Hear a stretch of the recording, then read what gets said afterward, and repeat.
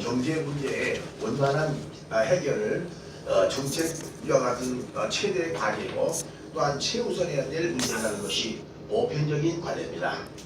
특히 한 나라의 최고 통수권자인 대통령이나 왕은 이 문제를 효과적으로 해결할 능력이 있을 때 국민들로부터 비로소 신임을 얻어 국정을 원활하게 운영할 수 있기 때문에 필사적으로 해결해야 할 이와 같은 과제거든요. 그런데 그 문제 해결이 결코 만만치 않기 때문에 국민들로부터 퇴진의 압박을 받고는 하겠죠. 그러나 오늘 본문에 보니까 우리의 만왕의 왕이시고 만주의 주대 되신 예수 그리스도는 달랐습니다. 그분은 베세다 광야에 모인 남자는 5,000명, 여자와 어린아이까지 합쳐 도합 2만 명에 이르는 무리들에게 물고기와 2마리와 버린떡 5개로 하나님께 감사드린 후에 떼어 그들에게 배불리 먹이시고 12광야 거두는 기적을 베풀어 주셨습니다. 이 사건이 얼마나 중요하고 또한 핵심적인 사건이었다는 것을 이 요한복음의 저자 외에도 이 복음서의 네 제자 중에 마태와 그리고 누가 그리고 마가도 이 사건을 기록해 놓은 걸 보면은 한 이와 같은 사건을 네 기자가 그 기록한 사건은 이 오병이어의 기적 사건하고 큰 갈릴리 풍랑 사건이라고 볼 수 있습니다. 그런데 이 기적의 핵심 주체는 주님의 제자들이나 또 그의 측근들도 아니고 수종자들도 아닌 무명의 어린 소년이었다는 것입니다.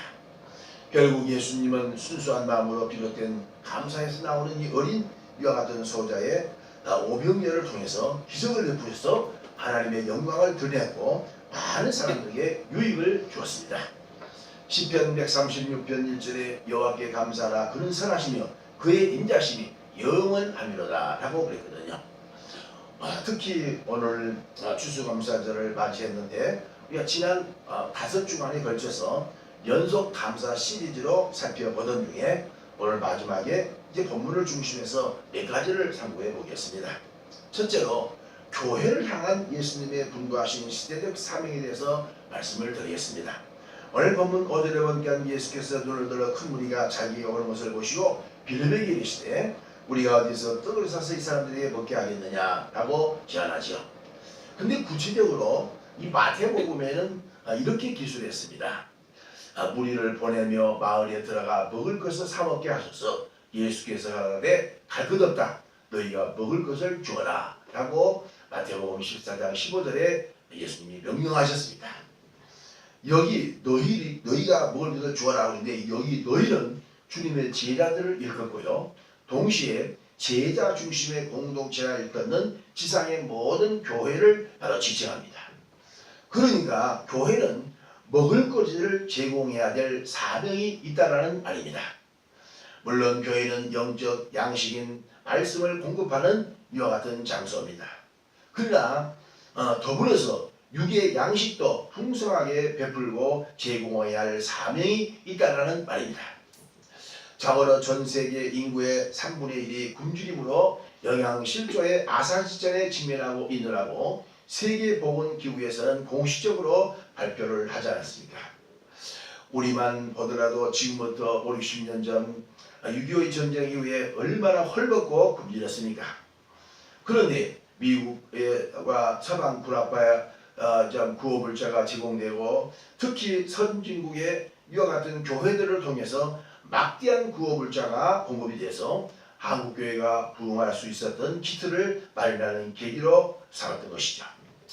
그렇기 때문에 그리스도의 피로 산 교회는 우리 주변에 어렵고 힘든 사람들을 못 본 채 하거나 외면하지 말고 아낌없이 구제해야 할 사명이 주께로부터 부여받았다는 사실을 명심하라는 것이죠.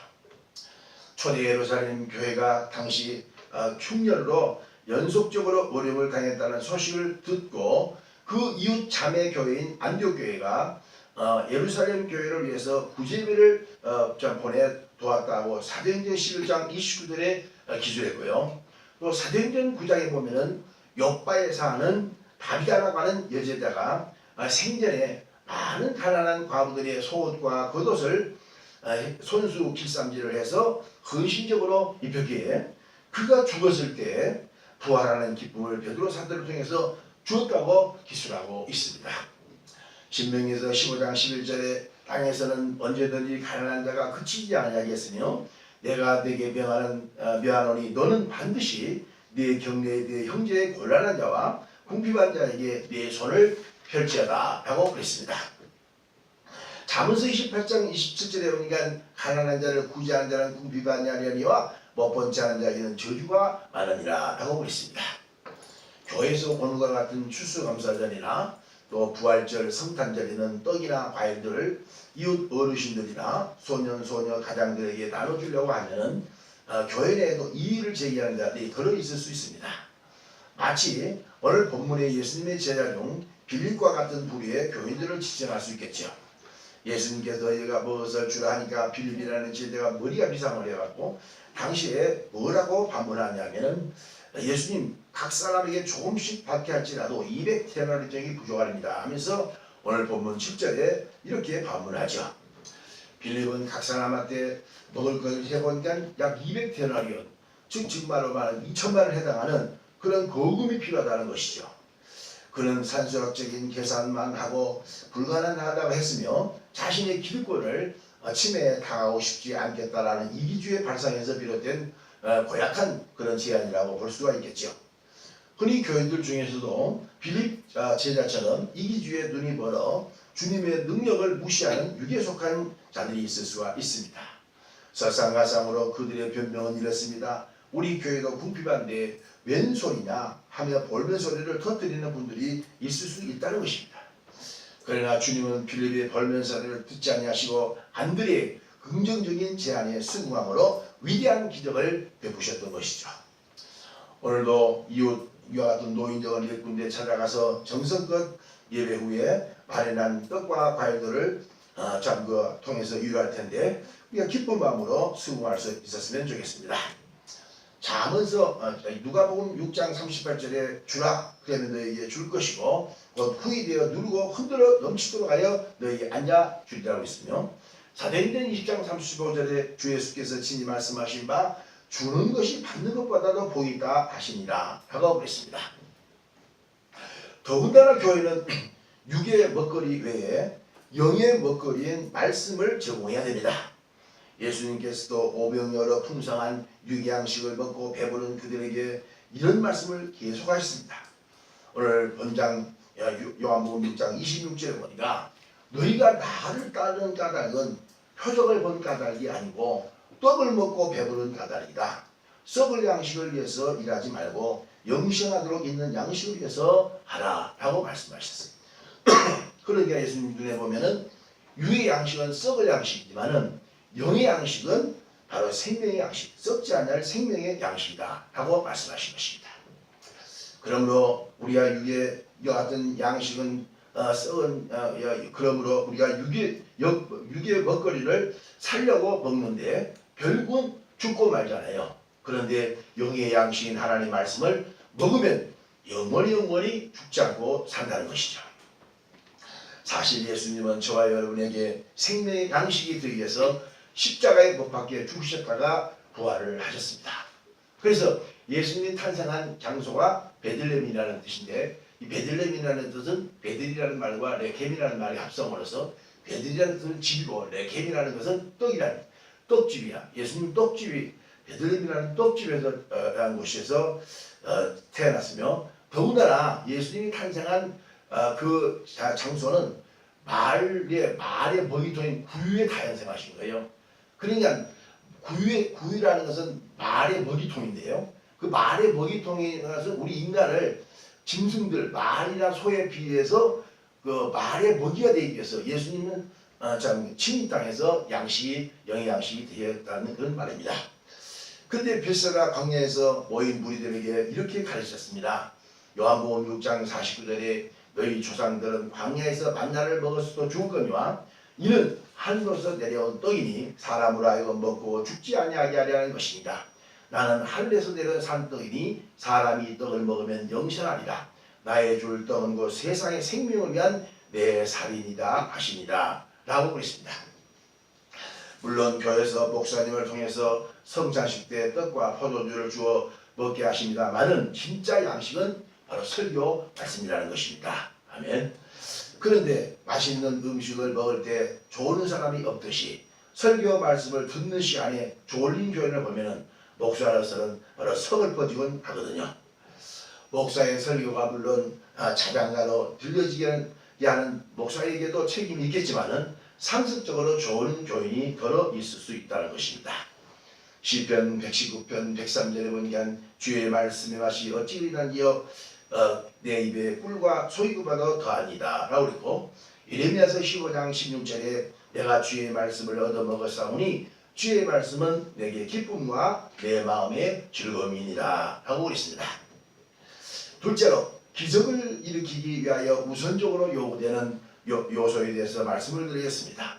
오늘 본문 8절에 보니까 제자 중 하나 그 시몬 베드로의 형제 안드레가 예수께 여짜오되 여기 한 아이가 있어 보리떡 5개와 물고기 2마리를 가졌나이다 하며 예수님께 드렸습니다.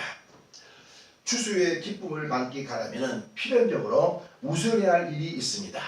그건 다름 아니라 심는 수고를 지불하는데 인색하지 말아야 되는 것입니다. 심지 않고서 거둘 수는 없는 것입니다. 마찬가지로 신령한 영적인 추수의 기쁨도 만끽하려면 심는 수고를 지불해야 되는데, 오늘 본문에는 오병이어 즉 물고기가 2마리와 보리떡 5개를 심었다고 말한 것입니다.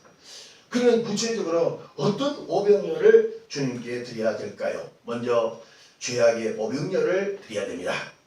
시편 32편 5절에 내가 이르기를 내 허물을 여호와께 자복하리라 하고 주께 내 죄를 아뢰고 내 죄악을 숨기지 아니하였더니 주께서 내 죄악을 사하셨나이다 라고 다윗왕은 고백을 했습니다. 사실 다윗은 집권 40년의 말기에 우리아라고 하는 자신의 충신인 이와 같은 아내 밧세바를 취한 간음죄를 범했고, 또 교만한 아버지 인구조사까지 해서 하나님의 진노를 사서 시험에 처했으며 질병까지 들어 신음했던 것을 그 시편 기자를 통해서 고백을 알 수 있습니다. 그러나 나단 선지자의 충고를 즉시 듣고 그는 회개하며 자복하며 죄악의 오병이어를 드리기에 인색하지 않았기 때문에 하나님께서 그에게 기쁨을 다시 회복해 주셨고 그의 모든 이와 같은 병을 치료해 주셨죠. 그러나 이스라엘의 초대왕 사울왕은 달랐습니다. 대적 아말렉과의 전투에서 노역한 모든 전리품을 모조리 진멸해 버리라는 사무엘 선지자의 경고를 무시하고 하나님께 제사 드린다는 핑계를 대고 살찌고 기름진 소떼 양떼들을 죽이지 않고 대적 아말렉 왕 아각의 뇌물을 받고 그를 죽이지 않고 사로잡았던 것입니다. 물론 사울왕에게 수차로 회개할 기회를 직간접적으로 하나님은 주셨지만은 그는 끝내 죄악의 오병이어를 드리지 않고 고집을 부렸기 때문에 하나님께 버림받아 전쟁터에서 적의 화살을 받아 스스로 비관하여 자결하고 말았던 최후를 맞이하고 말죠. 잠언서 28장 13절에 자기 죄를 숨기는 자는 형통치 못하나 죄를 자복하고 버리는 자는 불쌍히 여김을 받느니라 라고 그랬습니다. 교회 생활을 하거나 예배 때 말씀을 들어도 기쁨이 없고 또 평강이 없다면 내 마음의 죄악의 오병이어를 주께 드려 사잠을 보지 못했다는 증거의 가능성이 많습니다. 그러므로 설교 시간에 졸리지 않기 위해서라도 하나님께 죄를 다 고백하고 죄사함을 받는 증표로 주신 성령으로 말미암아 하나님의 거룩한 말씀을 들으면 졸리지도 아니하고 피곤치도 아니하고 기쁨으로 설교를 듣고 그 은혜를 받게 될 줄로 믿습니다. 다음으로 물질의 오병이어입니다. 잠언서 3장 9절에 네 재물과 네 소산물의 처음 익은 열매로 여호와를 공경하라. 그리하면 내 창고가 가득히 차고 내 집들의 새 포도들이 넘쳐리라 라고 했습니다. 원래 이 추수감사들의 유래는 지금부터 380년 전 미국으로 건너온 영국의 청교도들을 근원해서 찾아올 수 있습니다. 영국에서 청교도들에 의한 압박으로 인하여 그들은 메이플라워라는 작은 돛담배를 타고 103명이 미 신대륙을 향해서 무작정 건너갔습니다. 그러나 워낙 열악한 기후와 또 풍랑으로 작은 돛담배를 타고 52일 동안의 이와 같은 항해 도중에 겨우 미신대륙 프리머스항에 don작을 했지만은 절반 이상이 다 죽고 겨우 50명 안팎의 남짓 사람만 살아남았던 것입니다.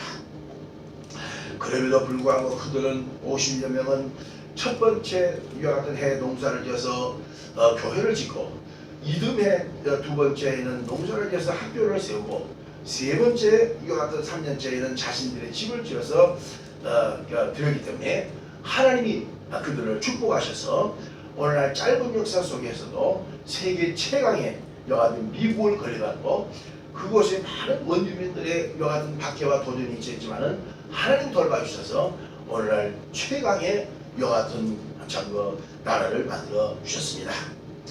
이번 주에 미국의 현직 대통령 트럼프가 청교도들의 이와 같은 정신을 이어받아 우리나라의 국빈 대접을 받고 화려하게 입국할 텐데 그 배후에는 물질의 500년을 드린 그들의 조상 때의 그 위대한 헌신이 참배후에 작용한 것이라고 보아서 그들의 모습 속에서 우리가 배울 것이 많다고 봅니다.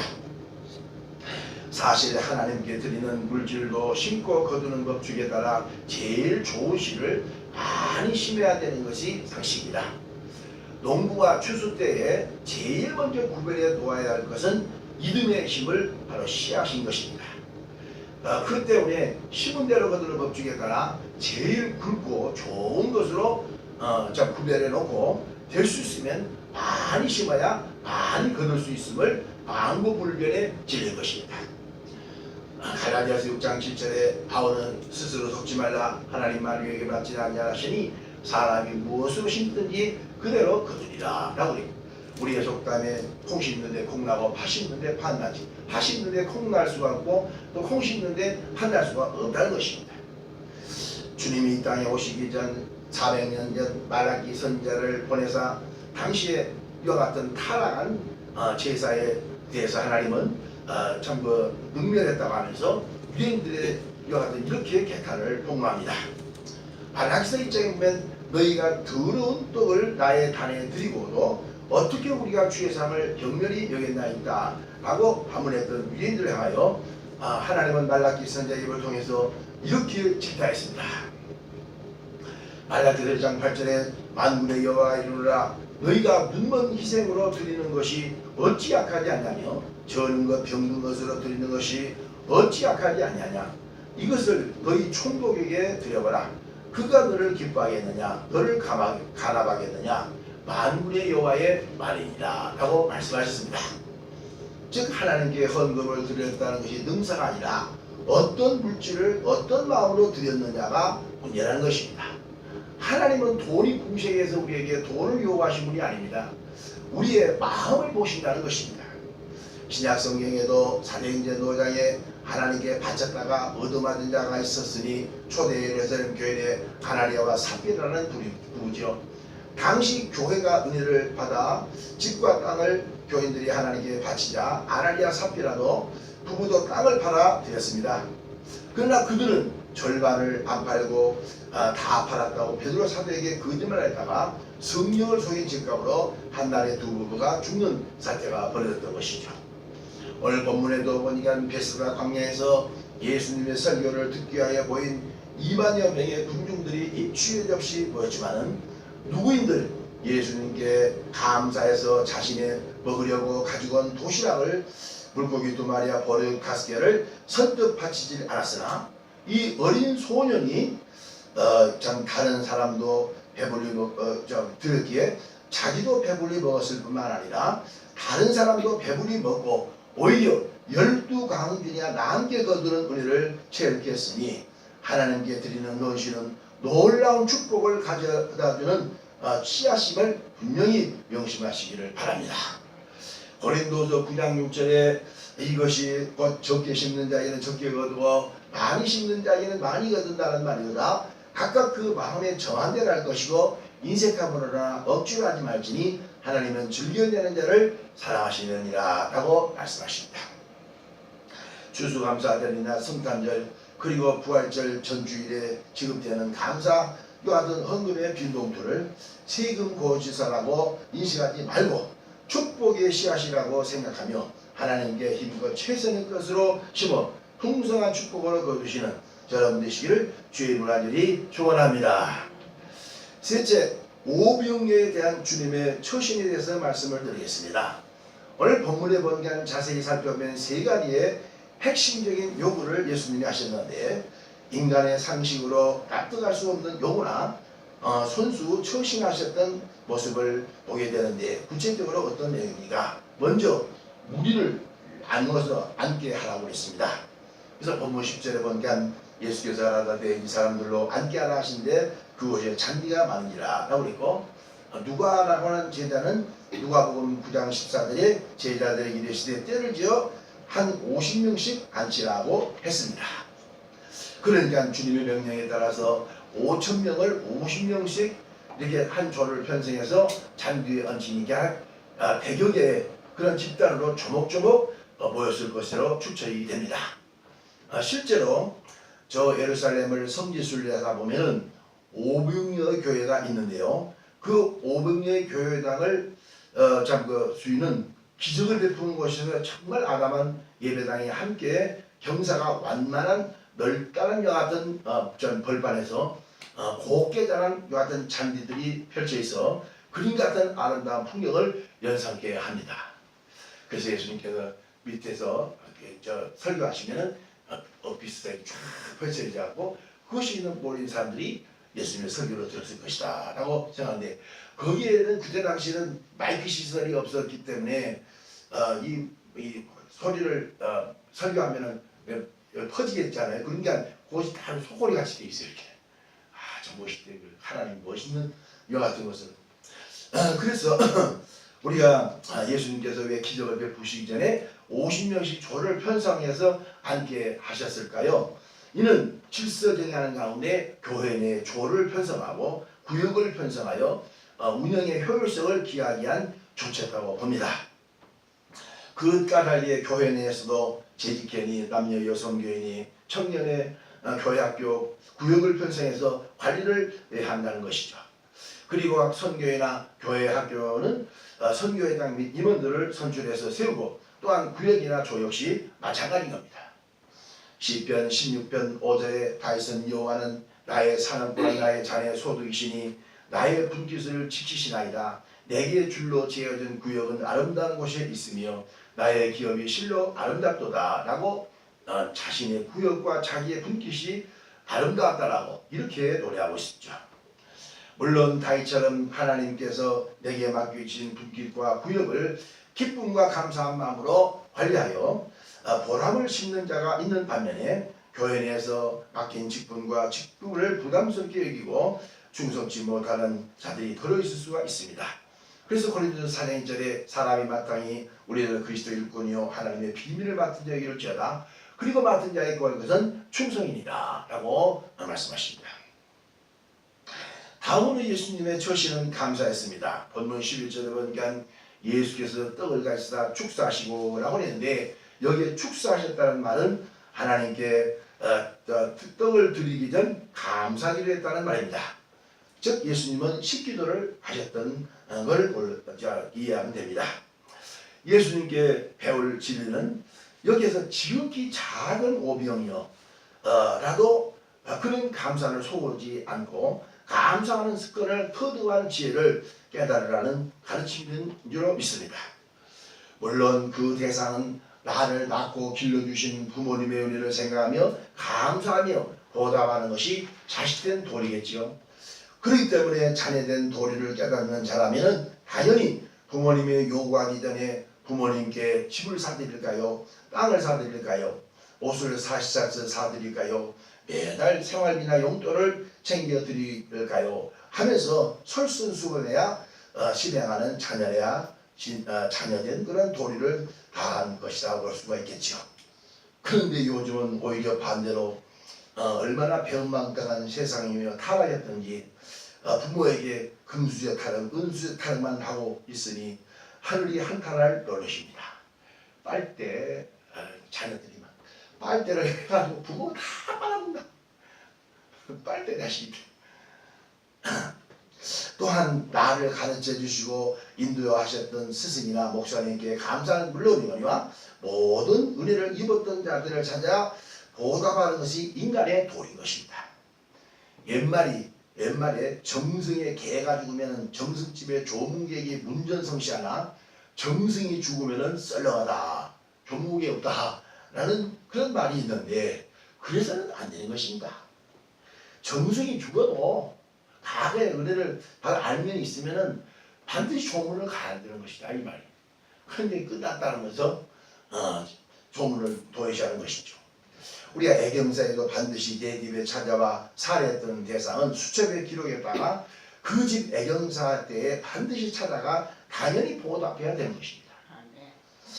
더군다나 하나님의 은혜도 배은박다 하지 말고 지극히 작은 것이라도 기억하면 감사해야 하나님이 기뻐하시고 또 다른 감사할 요소를 주시는 것이죠. 사실 하나님의 은혜는 무궁무궁하게 누리고 살고 있는 것이 우리들의 현실이 아닙니까? 여러분, 햇빛과 비 그리고 공기와 그 무궁한 지하자원을 값없이 공급받아 살고 있는 것이 우리의 정화 아니겠어요? 병원에서 응급실에 중환자들이 산소통에 코를 꼽고 호흡하는 것을 값으로 환산하면 천문학적인 값이라고 합니다. 여러분, 산소통에 한번 코 봤어요? 그 돈 엄청 비싸요. 왜? 근데 우리는 그 값도 없이 다 그냥 무료로 공기를 마시고 있잖아요.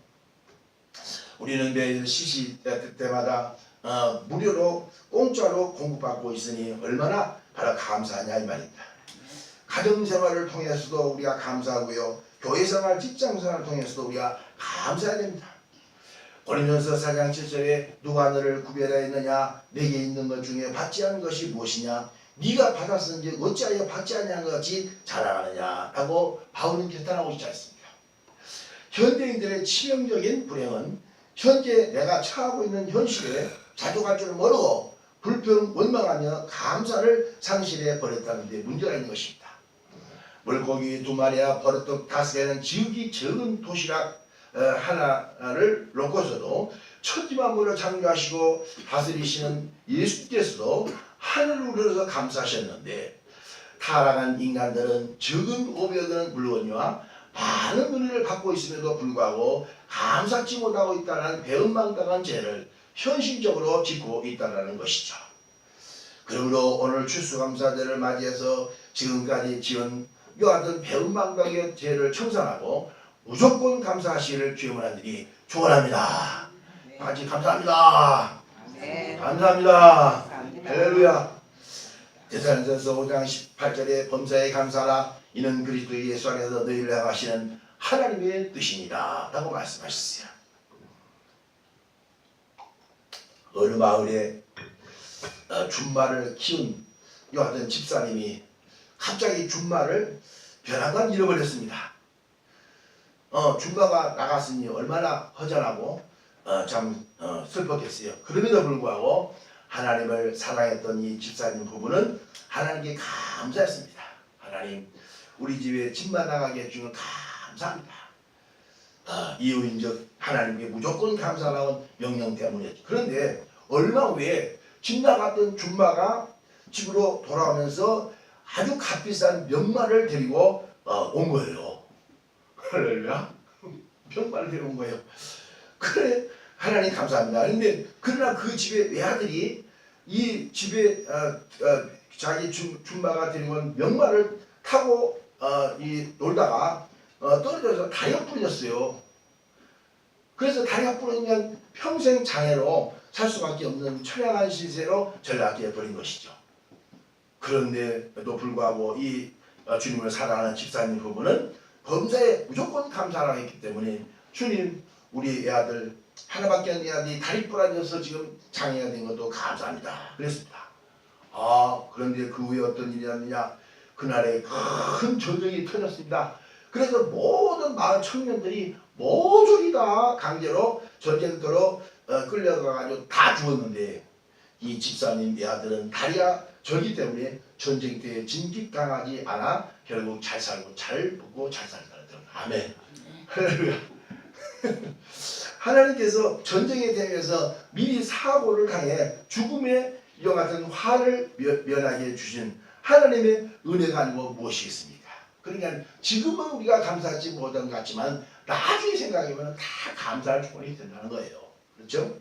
고린도전서 15장 10절에 그러나 나의 나된 것은 하나님의 은혜로 된 것이다 라고 했던 것처럼 주의 우리가 헛되지 아니한다고 참 증언합니다. 세 번째로 주님의 처신은 떼어나누어 주라고 명령하였습니다. 오늘 본문 11절 하반절에 앉은 자들에게 나눠주시고 고기도 그렇게 저희 원대로 주시다라고 했습니다. 성경이 가르쳐 주신 경제관과 세상적인 경제관이 다른 차이점이 바로 이 점입니다. 보편적인 세상적인 경제관은 악착같이 버려서 긁어 모으라고 가르치죠. 그런데 성경의 가르침의 경제관은 다릅니다. 긁어 모으라는 것이 아니라 나눠주라는 것입니다.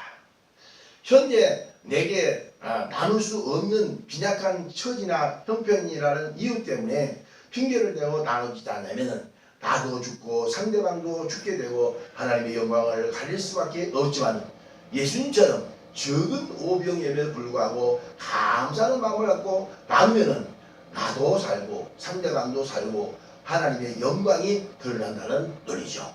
할렐루야. 만약 이 어린 아이의 도시락을 자기만 그 장소에 먹고 끝났다면 다른 사람도 배불리 먹을 수가 없었겠잖아요. 하나님의 영광도 가리고. 그런데 이 아이가 참 그런 것을 통해서 이렇게 영광을 열왕상 17장에 언급된 사르밧 과부의 처신을 보십시오. 아합과 그의 왕 이세벨이 국정농단 사태로 3년 6개월 하나님의 진노가 비가 오지 않아 대흉년에 참 시달려만 했던 것이죠. 그럼에도 불구하고 사르밧의 과부는 하나님을 살리기 위하여 보낸 선지자였으니 엘리야라 선지자였습니다. 하나님은 엘리야 선지자에게 내 집에 있는 것을 모조리 동원하여 내가 먹을 수 있게 대접하라는 잔인한 요구였습니다. 이 여인은 마지막 남은 기름으로 빈대떡을 만들어 엘리야 선지자의 요구대로 기쁨과 감사하는 마음으로 자기 아들이 먹지 않고 먼저 엘리야를 대접했습니다. 그런데 기적이 일어났습니다. 열왕기상 17장 15절에 저가 가서 엘리야의 말대로 하였더니 저와 엘리야와 식구가 여러 날 먹었으나 여호와께서 엘리야에 하신 말씀같이 통에 가루가 다하지 아니하고 병의 기름이 없어지지 아니하니라. 할렐루야. 평범한 신자라면 매우 큰 시험에 복잡할 수밖에 없는 정황이었어도 사르밧 과부는 선지자 엘리야의 요구대로 순종할 수 있었던 것은 성령의 가르침을 의심 없이 믿었기 까닭인 것입니다. 시골의 옹달샘도 자주 퍼졌으면 새로운 샘물이 땅속에서 펑펑 솟아 공급이 되지만은 아깝다고 해서 사용하지 않은 옹달샘은 장구벌레만 득실거리고 물이 다 썩어서 악취만 풍기고 마는 것입니다. 우리 몸도 자꾸 사용해서 경제활동을 한다든가 교회와 같은 봉사를 몸으로 손수하면 더 새로운 에너지가 공급되어서 건강을 유지하고 오래 살지만은 게으르다는 핑계를 내세워서 일도 않고 교회 봉사도 중단해버리면 쉽게 늙고 병들어 죽고 만다는 이와 같은 논리죠. 잠언서 11장 24절에 흩어 부자에도 더욱 부하게 되는 일이 있나니 과도 약자도 가난하게 될 뿐이다 라고 그랬습니다. 자식들에게 유산을 물려주려고 하지 말고 살았을 때 선한 일이나 하나님의 사업에 다 쓰고 가시기를 바랍니다. 이것이 사실 후손들을 위한 지혜로운 처신입니다. 설상가상으로 자식들이 땀 흘리지 않냐는 부모의 유산은 결국 약이 아닌 독이 되는 경우가 우리 주에 많이 있기 때문입니다. 그러나 선한 일에 구제나 헌신을 하면 하나님께서 대신에 그 후손들에게 자자손손 축복해 주시는 것이죠. 디모데전서 1장 17절에 바울은 그의 믿음의 아들 디모데에게 보낸 그의 목회 서신에서 네가 이 시대의 부한자들을 명하여 마음을 높이지 말고 정함이 없는 재물에 소망을 두지 말고 오직 우리에게 모든 것을 후히 주사 누리게 하신 하나님께 두며 선한 일을 행하고 선한 사람에 구하고 나누주기를 좋아하며 동령하는 자가 되게 하라. 이것이 장래의 자유로의 좋은 터를 쌓아 참된 생명을 취하는 것이니라 라고 말씀하십니다. 끝으로 주님이 최종적으로 가르쳐 주신 교훈의 의미에 대해서 말씀을 드리겠습니다. 오늘 본문 12절에 보면 저희가 배부른 후에 예수께서 제자들에게 이르시되 남은 조각을 거두어 버리는 것이 없지 않아 하시므로 이에 거두니 버릇떡 5개로 먹고 남은 조각이 12바구니에 찼더라 그랬습니다. 벳세다 광야에서 일순간에 2만여 명이 움찔했다 헤어지는 그 후의 정황을 우리가 머리로 한번 상상해 보십시오. 온갖 쓰레기와 음식물을 버리는 흔적들이 군데군데 쌓여 악취가 진동했으리라고 추측할 수 있겠죠. 그러나 만왕의 왕 대신 예수님이 지하에 그의 제자들 중심으로 일사불란하게 운영된 벳세다 광야의 대형 이벤트는 너무나 스마트한 그 자체라고 할 수가 있겠죠. 음식물 쓰레기는 다 모아서 12광주로 거두었고 각종 쓰레기는 분리수거해서 다시 평온한 자연 상태로 회복시켜 줬다는 것이 특징이라고 볼 수가 있겠습니다.